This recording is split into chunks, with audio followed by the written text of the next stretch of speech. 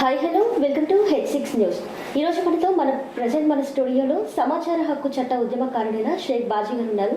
అసలు మరి ఇక్కడ గుంటూరు తూర్పు నియోజకవర్గంలో ఎలాంటి ప్రాబ్లమ్స్ ఉన్నాయన్న సోషల్ మీడియాలో యాక్టివ్గా ఉంటూ ప్రతి ఒక్క ప్రాబ్లమ్ని ప్రజలకు తెలియజేస్తున్నారు. మరి అసలు గుంటూరు తూర్పు నియోజకవర్గంలో నిజంగానే ప్రాబ్లమ్స్ ఉన్నాయా, మరి ఎలాంటి ప్రాబ్లమ్స్ ఉన్నాయా అనేది వారి మాటల్లో అడిగి తెలుసుకుందాం. నమస్తే సార్. నమస్తే అండి. ఓకే అండి, సమాచార ఉద్యమకారుడిగా అసలు ఈ పోస్టు మీకు మీరే ఓన్గా క్రియేట్ చేసుకున్నారా లేదా ఎవరైనా ఇచ్చారా?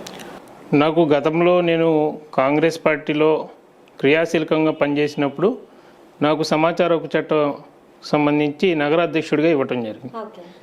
దాని తర్వాత నేను కాంగ్రెస్ పార్టీకి పక్కకు వచ్చేసి నేను సమాచార హక్కు చట్టం సంబంధించినటువంటి దాంట్లో బ్రీఫ్గా వెళ్ళి దాంట్లో పరిశీలనకు చూసుకొని ఉన్నటువంటి సమస్యలపై పోరాటం చేయడమే ధ్యేయంగా ఉన్నటువంటి గుంటూరు తూర్పు నియోజకవర్గంలో పలు సమస్యలపై ప్రస్తావించడం జరిగింది. దాంట్లో ప్రధానంగా రోడ్ల సమస్యలు కానివ్వండి, నీటి సమస్య కానివ్వండి, అలాగే డ్రైన్ల సమస్యలు కానివ్వండి, అనేక సమస్యలు నా దృష్టికి రావడంతో వీటిపై మున్సిపల్ కార్పొరేషన్ అధికారుల దృష్టికి తీసుకెళ్ళి ఏ విధంగా సమస్యలను పరిష్కరించాలనేటువంటి దిశలో భాగంగా దాంట్లో ఉన్నటువంటి సమస్యను ఏ విధంగా పరిష్కరించాలో ఆ విధంగా పరిష్కరించడం జరిగింది. ఓకే, అసలు గుంటూరు తూర్పు నియోజకవర్గం విషయానికి వస్తే ఏ ప్రాబ్లం ఉంది అన్నా కానీ ముందు మీరే రియాక్ట్ అవుతున్నారు, సోషల్ మీడియాలో పోస్టులు పెడుతున్నారు. ఏంటి ఈ తూర్పు నియోజకవర్గం అసలు డెవలప్మెంట్ అయ్యిందా లేదా? వాస్తవానికి చూసుకున్నట్లయితే గతంలో ఉన్నటువంటి తూర్పు నియోజకవర్గానికి సంబంధించి చూసినట్లయితే ఏ విధంగా అయితే కుంటుపడిపోయినటువంటి రోడ్లు అధ్వాన స్థితిలో ఉన్నాయో ఇప్పుడు కూడా అదే పరిస్థితిలో ఉన్నటువంటి పరిస్థితి. ఇవాళ మేమేదో చేస్తూ ఉన్నాము అని చెప్పేసి కొన్ని రోడ్లు వేస్తూ ఉన్నారు. ఈ రోడ్లన్నీ కూడా నాసి రకపు రోడ్లు వేసి తాత్కాలికంగా మరమ్మతులు చేసి చేతులు దులుపుకున్నటువంటి పరిస్థితి. వీటిపై అధికారులు కూడా ఎక్కడ కూడా ప్రస్తావించేటువంటి పరిస్థితుల్లో అధికారులు లేకపోవడం చాలా దౌర్భాగ్యమైనటువంటి విధంగా వారు ఆపోతూ ఉన్నారు. ఓకే, రోడ్ల విషయానికి వస్తే ప్రతిదీ పోస్టులు పెడుతున్నారు. ఏంటి రోడ్లు మరీ అంత అధ్వానంగా ఉన్నాయా, దారుణమైన పరిస్థితిలో ఉన్నాయా? ఇప్పుడు చూసినట్లయితే గుంటూరు తూర్పు నియోజకవర్గంలో పొన్నూరు రోడ్డే చూసుకోవచ్చు. ఎనీ టైం ప్రయాణం చేసేటువంటి వాహనాలు ఉంటాయి. గతంలో చూస్తే ఆ రోడ్డు ఏ విధంగా అయితే ఉందో ఇప్పుడు కూడా అదే పరిస్థితిలో ఉంది. గతంలో కన్నా కొద్ది మెరుగ్గా ఉండిద్దేమో అనుకుంటే ఏదో తాత్కాలికంగా మరమ్మతులు చేస్తుంటారు. ఏదో డబ్బులకి అతుకులు వేసే విధంగా ఆ విధంగా అతుకులు వేసి మరమ్మతులు చేస్తారు. తర్వాత వర్షాలు వచ్చినప్పుడు ఆ అతుకులు ఊడిపోతాయి, మళ్ళీ ఆ అతుకులు అంటిస్తూ ఉంటారు. ఇటువంటి పరిస్థితులు తీసుకొస్తా ఉన్నారు. రోడ్లు అయితే గుంతల సమస్యలు అయితే ఎక్కువగా ఉన్నాయంటారు వాస్తవానికి. ఓకే, మరి రోడ్లు అధ్వానంగా ఉన్నాయంటున్నారు, డ్రైనేజ్ ప్రాబ్లమ్స్ ఉన్నాయంటున్నారు, వాటర్ ఫెసిలిటీ కరెక్ట్గా లేదు అంటున్నారు. మరి ఎమ్మెల్యే కానీ కార్పొరేటర్లు కానీ కార్పొరేటర్ ఎలక్షన్స్ అప్పుడు ఎమ్మెల్యే వస్తారు ప్రచారంలో, కార్పొరేటర్స్ ఎలక్షన్స్ అప్పుడు వచ్చారు. సో మరి వీళ్ళందరినీ ఎప్పుడు మీరు నిలదీసినట్లు కనిపించలేదు. ఎక్కడా కూడా ప్రాబ్లం ఉంది, మీరు ఒకరు ఉన్నారు ఉద్యమకారుడిగా అనేది ఎక్కడా కనిపించలేదు.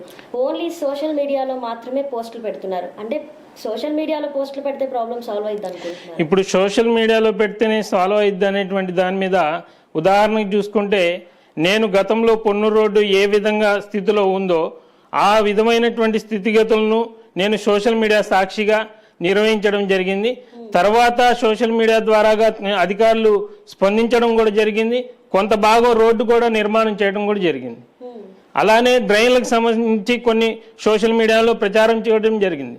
ఆ విధంగానే అధికారులు సమస్యలను పరిష్కరించడం జరిగింది. సోషల్ మీడియా ఒక ఆధారం దొరికింది కాబట్టి ఆ విధంగా ముందుకెళ్తాం జరుగుతుందిలే కానీ అలానే అధికారుల దగ్గర ఏ విధంగా ప్రస్తావించాలో ఆ విధంగానే ప్రస్తావించడం జరిగింది. కానీ ప్రజాప్రతినిధులు అయి ఉండి కూడా ప్రజల యొక్క సమస్యలను వారు పరిష్కరించబోయి ప్రజల యొక్క సమస్యలను పరిష్కరించకుండా వారు ఎక్కడో ఒక చోట కూర్చొని ఆ సమస్య మేము పరిష్కరిస్తాం అనేటువంటిది సరైనటువంటి పద్ధతి కూడా కాదు. మరి మీ ఎమ్మెల్యే సామాజిక వర్గానికి చెందిన ఒక వ్యక్తే, మరి ఎమ్మెల్యేని కలిసే ప్రయత్నం చేశారా? అసలు ఈ ప్రాబ్లమ్స్ అన్ని తీసుకువెళ్ళి ఇలా ప్రాబ్లమ్స్ ఉన్నాయి తూర్పు నియోజకవర్గంలో, మా ఏరియాకి సంబంధించి ఈ ప్రాబ్లమ్స్ ఉన్నాయంటే మరి ఎలా రియాక్ట్ అయ్యారు? పలుమార్లు పలు సమస్యలు తీసుకెళ్ళడం జరిగింది. మేము ఒక్కడనే కాదు, చాలా మంది ప్రజా సమస్యల మీద పోరాటం చేసేవాళ్ళు కూడా ఉన్నారు. కానీ వాళ్ళు తీసుకెళ్లినటువంటి సమస్యలు పరిష్కరించే దిశలో ఆ శాసనసభ్యుడు ఉన్నారా అంటే ఎక్కడా లేనటువంటి పరిస్థితి. ఏంటి వైసీపీ మీద కోపమా లేకపోతే ఓన్లీ ఈ అన్ని తూర్పు నియోజకవర్గ ఎమ్మెల్యే ముస్తఫా మీద? వైసీపీ మీద కోపమా, అది ప్రజాప్రతినిధి మీద కోపమా అనేది కాదు. ప్రధానంగా ప్రజా సమస్యలు పరిష్కరించే విధంగా ఎవరైతే ముందుంటారో వారిని పట్టం కట్టే విధంగా ప్రజలు కూడా అవలంబించాలని చెప్పేదే మా యొక్క ధ్యేయం. మరి గతంలో చూసుకుంటే ఎప్పుడూ స్పందించలేదు, వ్యతిరేకించలేదు. ఓన్లీ ఇప్పుడు ఈ గవర్నమెంట్లో మాత్రమే మీరు ఇన్ని ప్రాబ్లమ్స్ అనేది తీసుకొస్తున్నారు. వాస్తవానికి ఇప్పుడు ఉన్నటువంటి ప్రాబ్లమ్స్ని బట్టి ఇవాళ ప్రస్తావించడం జరుగుతోంది. గతంలో కూడా మేము ఉన్నటువంటి ప్రాబ్లమ్స్ని బట్టి మేము ఎక్కడో ఒక చోట నిలదీయడం జరిగింది. అలానే ఇప్పుడు కూడా అనేక సమస్యలపై ఇవాళ ఉన్నటువంటి పరిస్థితులను చూసుకొని అనేక సమస్యలపై పోరాటం చేస్తాం జరుగుతోంది. ఓకే, మరి ఎమ్మెల్యే ముస్తఫా చూసుకుంటే కానీ ఎంపీ అయోధ్య రామిరెడ్డి కానీ లాస్ట్ టైం ఒక ప్రారంభోత్సవానికి వచ్చారు. అప్పుడు మీ సామాజిక వర్గానికి చెందిన ఒక వ్యక్తి కాలువలో దిగి నిరసన వ్యక్తం చేశారు. మరి ఆ ప్రాబ్లం ఏంటి, సాల్వ్ అయిందా ఇప్పటికీ లేదా అలానే ఉందా? ఇప్పుడు ఆ రోజు మేము ప్రజా సమస్యల మీద అనేక విషయాల మీద మేము సోషల్ మీడియా ద్వారాగా స్పందించడం జరిగింది. ఏదో అభివృద్ధి చేస్తున్నట్టుగా ఆ పీకల వాగు కావాలని అయోధ్య రామిరెడ్డి గారిని తీసుకొచ్చి చూపించారు. చూపించిన తర్వాత కూడా ఎక్కడన్నా మొదలు పెట్టారా అంటే అది కూడా లేదు. మరలా మేము సోషల్ మీడియా ద్వారాగా అనేక సమస్యలపై ప్రస్తావిస్తుంటే ఏదో కొద్ది మొత్తాన ఇప్పుడు వర్షాలు వస్తున్నాయి కాబట్టి ఆ కాలువలు తవ్వుతూ ఉన్నారు. ఇటువంటి పరిస్థితుల్లో ఇప్పుడు పొన్నూరు రోడ్డే చూసాం. ఇది ఇటీవల 20 రోజుల్లో పూర్తి చేస్తాం అన్నటువంటి కొంతమంది ఇవాటికి ఆ రోడ్డు మరమ్మతులు చేయనటువంటి పరిస్థితి. ఇటువంటి తరుణంలో కూడా వాళ్ళలో ఒక చలనం వచ్చిద్ది అనేటువంటి భాగంలోనే మేము సోషల్ మీడియాలో ప్రస్తావించడం జరుగుతూ ఉంది. ఇప్పటికి కూడా రాకపోతే రానటువంటి రోజుల్లో అసెంబ్లీ ఎలక్షన్లు ఉన్నాయి కాబట్టి ప్రజలు బుద్ధి చెప్తారు వాళ్ళని. ఆల్రెడీ 2 టర్మ్స్ ఎమ్మెల్యే ముస్తఫా గెలిచారు. మరి ఎలక్షన్స్ ప్రచారంలో వస్తున్నారు, తిరుగుతూనే ఉన్నారు. నియోజకవర్గంలో ఏ ప్రాబ్లం ఉంది అన్నా కానీ వార్డుకి వెళ్తున్నారు, ఏ ప్రాబ్లమ్స్ ఉన్నాయన్నా తెలుసుకుంటున్నారు అన్నారు. మరి ఎందుకు ప్రాబ్లమ్స్ ఇన్ని అక్కడే ఉన్నా కానీ మరి ఎమ్మెల్యే పట్టించుకోవడం లేదా, లేకపోయినా ఉన్నాయి అన్నట్టు క్రియేట్ చేస్తున్నారు? వాస్తవానికి వారే చెప్పడం జరిగింది. మున్సిపల్ కౌన్సిలింగ్ సమావేశాల్లో ₹1,00,000 వర్క్ చేయనటువంటి వ్యక్తిని నేను శాసనసభ్యుడిగా ఉండటం నేను అనవసరం అనేటువంటి పరిస్థితి. ఇవాళ ఒక శాసనసభ్యుడు ఉండి అతను చేయించుకోవాల్సినటువంటి అధికారులపై ఒత్తిడి తీసుకొచ్చి వాళ్ళు చేయించుకోవాల్సినటువంటి పరిస్థితిని కూడా ఇవాళ కౌన్సిల్ సమావేశాల్లో లేవనెత్తారంటే ఇంతకన్నా దౌర్భాగ్యం ఏముంటుంది? ఇప్పుడు ప్రజా సమస్యలపై వారు చేయాల్సినటువంటి పోయి ₹1,00,000 పని నేను చేయించలేకపోయానని చెప్పి వారే చెప్పడం జరిగింది. వారి మాటల్లోనే మనం విన్నాం. ఇవాళ ప్రజా సమస్యలు నియోజకవర్గంలో చూస్తే 2 సార్లు అవకాశం ఇచ్చారు. ఎందుకు ఇచ్చారు? ఏదో చేస్తారని చెప్పేసి ఇచ్చారు. కానీ మీ నియోజకవర్గాల్లో ఉన్నటువంటి వార్డులన్నీ చూసుకోండి, ఎక్కడైనా కానివ్వండి, ప్రతి రోడ్డు కూడా గుంతలమయంగా ఉన్నటువంటి పరిస్థితి. వాటికి ఏదో మరమ్మతులు చేసి తాత్కాలిక రోడ్లు ఒకటి చేసేస్తూ ఉంటారు. ఏంటి అసలు తూర్పు నియోజకవర్గంలో ప్రాబ్లమ్స్ అసలు ఏమేమి కనిపిస్తున్నాయి మెయిన్గా? అంటే ఇంతకుముందు గతంలో చూసుకుంటే ఎలా ఉంది, ఇప్పుడు ఎలా ఉంది? అంటే ఇంకా ఈ ప్రజాప్రతినిధులు కానీ అధికారులు కానీ చేయాల్సిన వర్క్స్ ఏమైనా ఉన్నాయా? గతంలో శాసనసభ్యుడిగా ఉన్నటువంటి మస్తాన్ వలి గారు 250 కోట్ల రూపాయలతో అభివృద్ధి చేసినటువంటి పరిస్థితి. దీని మీద కూడా నేను అధ్యయనం చేయడం జరిగింది సమాచార హక్కు చట్ట ఉద్యమకారుడిగా. ఎలా అంటే నేను మున్సిపల్ కార్పొరేషన్ ద్వారాగా ఏ విధమైనటువంటి 250 కోట్ల రూపాయలు అభివృద్ధి చేశారనేటువంటి దాన్ని నేను తీసుకోవడం జరిగింది. అలానే ఇవాళ ఉన్నటువంటి శాసనసభ్యుడు వచ్చిన తర్వాత ఏ విధమైనటువంటి అభివృద్ధి జరిగింది అంటే వారు ఇచ్చేటువంటి పరిస్థితుల్లో లేరు. ఎందుకంటే ఇప్పుడు వాళ్ళు చేసినటువంటిది ఏమీ లేదు. ఇవాళ ఏదో ఎన్నికలు రాబోతున్నాయి అని చెప్పేసి రోడ్లకు మరమ్మతులు చేస్తున్నారు, డ్రైన్లు వేస్తూ ఉన్నారు, అంతేలే తప్ప చేసింది అయితే ఏమీ లేదు. మరి ఇంత పోరాటం చేస్తున్నారు, ప్రతి ఒక్క ప్రాబ్లమ్ని సమస్యగా అంటే ఒక ఐడెంటిఫై చేసి మరి పోరాటాన్ని ఉధృతం చేస్తున్నారు. ఏదైనా పోస్టులు ఏ ప్రాబ్లం వచ్చిందో ఏంటో అన్న భయం లేకుండా ప్రతిదీ పోస్టింగ్స్ చేస్తున్నారు. ఏంటి ఇంతకు ముందు కానీ ఇప్పుడు కానీ పోస్టింగ్స్ పెట్టిన దగ్గర నుంచి కానీ ప్రాబ్లమ్స్ చెప్తున్నప్పటి నుంచి కానీ ఏమైనా ప్రాబ్లమ్స్ ఫేస్ చేస్తారా మీరు? నేనైతే ప్రాబ్లమ్స్ అయితే ఫేస్ చేయలేదు. కాకపోతే ఒత్తిళ్ళు వస్తూ ఉంటాయి, కానీ ఆ ఒత్తిళ్లను అధిగమించుకొని ముందుకు వెళ్తామని నా యొక్క ధ్యేయం. కానీ నాకున్నటువంటి హక్కులో భాగంగానే ఇప్పుడు రాజ్యాంగం ఇచ్చినటువంటి హక్కు, నాకు రాజ్యాంగం ఏ విధంగా అయితే పోరాటం చేసేటువంటి హక్కు ఇచ్చిందో ఆ విధంగానే నేను ముందుకు వెళ్తాం జరుగుతుంది. ఆ విధంగానే ప్రజా సమస్యలపై నిరంతరం పోరాటం చేస్తాను. ఎక్కడైనా కానీ ఏ సమస్య ఉన్నా కానీ తప్పకుండా నినదిస్తాను. మీ ఫ్యామిలీ బ్యాక్గ్రౌండ్ విషయానికి వస్తే అసలు మీ ఎడ్యుకేషన్ కానీ ఈ సమాచార ఉద్యమకారుడిగా అసలు ప్రధానంగా నేను ప్రజా సమస్యల మీద నిలదీయటమే నా యొక్క ధ్యేయంగా పెట్టుకొని ప్రజా సమస్యలు అయితే ఎక్కడైతే ఇప్పుడు ఒక రోడ్డుపై ప్రయాణం చేస్తున్నప్పుడు ఆ రోడ్లో యాక్సిడెంట్ జరిగితే స్పందించకుంటే నాకున్నటువంటి మానవత్వ దృక్పథం ఇంకెక్కడ ఉంటుంది? అంత మాత్రం మానవత్వ దృక్పథం లేకపోతే ఇంకా ఆ రోడ్డు ప్రయాణం చేయడం ఎందుకు? ఆ రోడ్డు ఒకవేళ బాగుంటే మటుకి ఆ రోడ్లో సాఫీగా ప్రయాణం జరుగుతుంది. అదే రోడ్డు బాగోకపోతే ఎక్కడో చోట యాక్సిడెంట్ గురవుతున్నటువంటి పరిస్థితి మనం చూస్తూనే ఉన్నాం.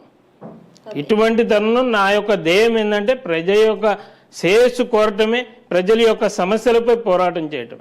ఎందుకంటే ఇండిపెండెంట్ గా పోటీ చేయడం, నేను ఫస్ట్ నుంచి ప్రజా సమస్యలపై పోరాటం చేస్తున్నాను కాబట్టి ఆ విధంగానే ఇండిపెండెంట్ గానే వెళ్ళాలనుకున్నాను. ఆ విధంగా ఇండిపెండెంట్ గా వెళ్ళడం జరిగింది. ఏ ప్రాబ్లం ఉంది అన్నా కానీ రియాక్ట్ అవ్వండి, మన సమస్య ఇది అంటే ఎవరికీ లేని ప్రాబ్లం మీ ఒక్కరే నా సమస్యగా భావిస్తూ చేస్తున్నారు. సో ఏంటి, ఎందుకని, ఏం జరిగింది? ఇవాళ ప్రజల్లో ఏంటంటే డబ్బులు మూటలు తీసుకున్న వాళ్ళకి పట్టం కట్టాలనేటువంటిది కొంతమంది అవలంబిస్తూ ఉన్నారు. ఇవాళ ప్రజలు ఆలోచన విధానం చేస్తూ ఉన్నారు. ఎవరు ఏంటి, ఏ సమస్య అయితే మా పని సమస్యగా భావించి ఆ వ్యక్తి పట్టం కట్టాలి అనేది ఆలోచించే విధానంలో ప్రజలు ఉన్నారు. ఆ విధంగానే మేము కూడా ప్రయాణం చేయడం జరుగుతూ ఉంది. మొన్న రీసెంట్ గా చూసుకుంటే గాంధీ పార్క్ విషయానికి వస్తే ఎంతో గ్రాండ్ గా రెనోవేట్ చేశారు, కొన్ని కోట్లు ఖర్చు పెట్టి. మరి ఏంటి అంత మందికి అందంగా కనిపించిన పార్కు రెనోవేట్ చేసిన తర్వాత మీ ఒక్కరికి ఎందుకు కనిపించట్లేదు? ఇదే గాంధీ పార్క్ సంబంధించి గతంలో నేను సోషల్ మీడియా ద్వారాగా అనేక పర్యాయాలుగా ప్రస్తావించడం జరిగింది. కానీ ఎక్కడ స్పందించకపోవడంతో మున్సిపల్ కమిషనర్ గారు శ్రీకేష్ లక్కర్ గారు ఉన్నప్పుడు నేను వారి దృష్టికి తీసుకెళ్లడం జరిగింది. వారు దాన్ని సందర్శించారు. ఆ తర్వాత ఎన్టీఆర్ మానసవర పార్క్ కూడా సందర్శించడం జరిగింది. ఆ తర్వాత కొన్ని రోజులు దాన్ని ఆపేసి మరమ్మతులు చేశామన్నారు. సరే, ఇప్పుడు ప్రారంభించారు. ప్రారంభించిన తర్వాత వారు ఏమైనా చేశారా అంటే ఆ రోడ్లు, ఆ చెట్లు ఏదో చేసేసి 6.5 కోట్ల రూపాయలు ఖర్చు చేశామంటా ఉన్నారు.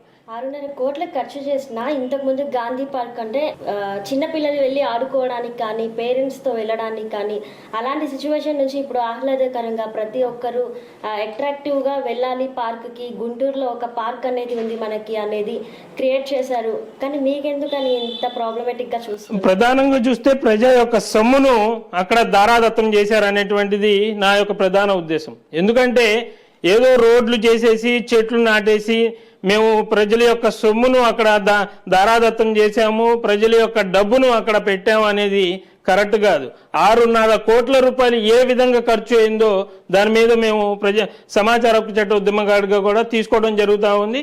ఆ విధంగా ఎప్పుడైతే దాని మీద పూర్తి స్థాయిలో వస్తూ ఉందో తప్పకుండా ప్రజలకు కూడా తెలియజేస్తాం. సార్, మరి వైసీపీ గవర్నమెంట్ మీద చూసుకుంటే ప్రతిదీ ప్రాబ్లమేటిక్ గా కనిపిస్తుంది, ప్రాబ్లమ్ సాల్వ్ చేయట్లేదు, అధికారులు కానీ ప్రజాప్రతినిధులు కానీ ఎవరు కరెక్ట్ గా వర్క్ చేయట్లేదు అన్నారు. అసలు మీరు ఏ పార్టీకి సపోర్టర్ అనేది చాలా మందికి ఒక ప్రశ్నగా మిగిలింది. సో ఏంటి, ఏ ప్రెసెంట్ అయితే మేము ఏ పార్టీకి సపోర్ట్ చేయట్లేదు, ఏ పార్టీకి మేము వ్యతిరేకంగా మాట్లాడట్లేదు. ప్రధానంగా ప్రజల యొక్క సమస్యలపైనే మేము ప్రస్తావించడం జరుగుతుంది. తప్పకుండా ఎన్నికలు వచ్చినప్పుడు ఏ విధంగా ముందుకెళ్లాలో ఆ విధంగా ముందుకెళ్లేటువంటి ఆలోచన చేస్తాం. ఏంటి నెక్స్ట్ మీ కార్యాచరణ ఎలా ఉండబోతుంది? ప్రజెంట్ అయితే ప్రజా సమస్యలే ధ్యేయం పెట్టుకున్నాం. ప్రజల యొక్క సమస్యలు ఎప్పుడైతే పరిష్కారం జరుగుతుందో అప్పుడే మా యొక్క సమస్యల పరిష్కార దిశగా మేము ప్రయాణం చేస్తాం. ఓకే, మరి నెక్స్ట్ ఎలక్షన్స్ రాబోతున్నాయి, మరి మీ కార్యాచరణ ఎలా ఉండబోతుంది? అంటే ఏమైనా కంటెస్ట్ చేసే ఛాన్స్ ఏమైనా కనిపిస్తుందా? తప్పకుండా మా యొక్క ధ్యేయం ఏంటంటే ప్రజా సమస్యల మీద ఎప్పుడైతే ప్రజా సమస్యల మీద మేము ప్రస్తావిస్తున్నామో ఆ విధంగా ప్రజలు కూడా మమ్మల్ని గుర్తించాలని చెప్పేసి మేము తెలియజేస్తా ఉన్నాం. మీ ద్వారాగా H6 న్యూస్ ద్వారాగా ప్రజల యొక్క సమస్యలను ఎప్పుడైతే మేము ప్రస్తావిస్తున్నామో మీరు కూడా సోషల్ మీడియా ద్వారాగా తెలుసుకొని మమ్మల్ని సంప్రదించి ఏ విధంగా అయితే మీరు తెలుసుకున్నారో ఆ విధంగా ప్రజలు కూడా తెలుసుకొని తప్పకుండా మాకు రానున్న రోజుల్లో ఎన్నికల్లో పోటీ చేసే విధంగా అవకాశం కల్పించాలని చెప్పేసి ప్రజలను కూడా కోరుకుంటా ఉన్నాం. Okay, thank you so much అండి, మీ విలువైన సమయాన్ని మా కోసం కేటాయించారు. ఓకే అండి, విన్నారు కదా మరి షేక్ బాజీ సమాచార హక్కు చట్ట ఉద్యమకారుడిగా మరి ప్రతి సమస్యని, ప్రతి ప్రాబ్లంని సోషల్ మీడియా ద్వారా అధికారులను కానీ ప్రజాప్రతినిధులను కానీ ప్రశ్నించడం, ఈ సమస్య ఉంది అనేది ప్రస్తావిస్తూ ఉన్నారు. ఎలక్షన్స్ టైంలోనే కాకుండా తర్వాత మిగిలిన 5 సంవత్సరాల్లో ఎలాంటి సమస్యలు ఉన్నాయన్నా కానీ అధికారులని ప్రశ్నించాలి, ప్రజాప్రతినిధులను ప్రశ్నించాలి. ఆ సమస్యలని తామే స్వయంగా పరిష్కరించుకునే హక్కు ప్రతి ఒక్కరికి ఉంటుంది. మరి బాజీ గారిని ఆదర్శంగా తీసుకోవాలి. మరొక గీస్తో మళ్ళీ కలుద్దాం. అంతవరకు సెలవు. నమస్కారం.